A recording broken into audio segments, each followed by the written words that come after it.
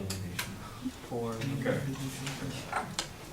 Well, first of all, regarding finances with ISIS, even though we are making attempts to further deplete their financial resources, we're depleting ours in the process. The U.S. has been spending astronomical amounts on the Department of Defense and the Iraq War currently and Syria. We have spent about more than $2.7 billion, which is some $9 million a day since we began operations against the Islamic State last August. And the Department of Defense is on pace to spend $14 million a day by the end of the fiscal year of 2015. And honestly, the U.S. doesn't have a whole lot of money to spend with all the debt that we're in, and we have one of the most funded departments of defense. So why throw more money into that when we have matters of national security at hand? Because obviously, some Islamic radicalists have gotten into the States, the Boston bombing and such. We don't know if we'll be able to protect our own country while we're protecting Syria at the same time.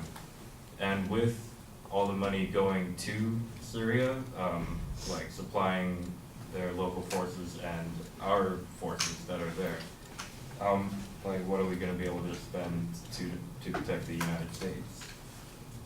And sending troops into Syria would also provide captives for influencing the United States policy.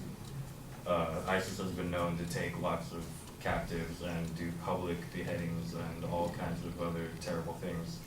So if we're sending U.S. troops, they will be more likely to be captured and executed or just kept in POW camps and tortured and other things like that. And they will use that against us to change what we're going to do in Syria.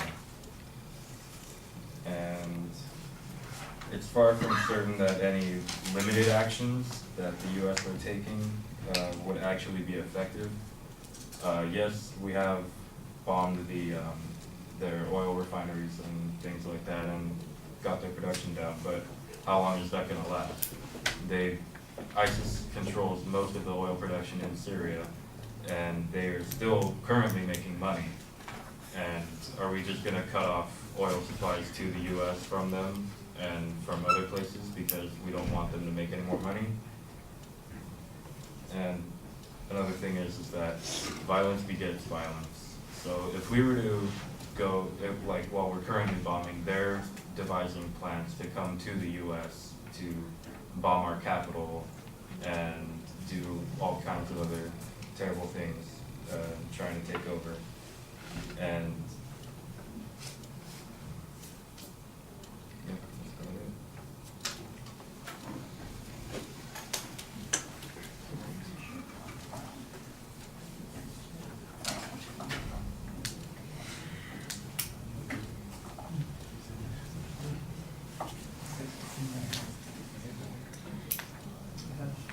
We listen to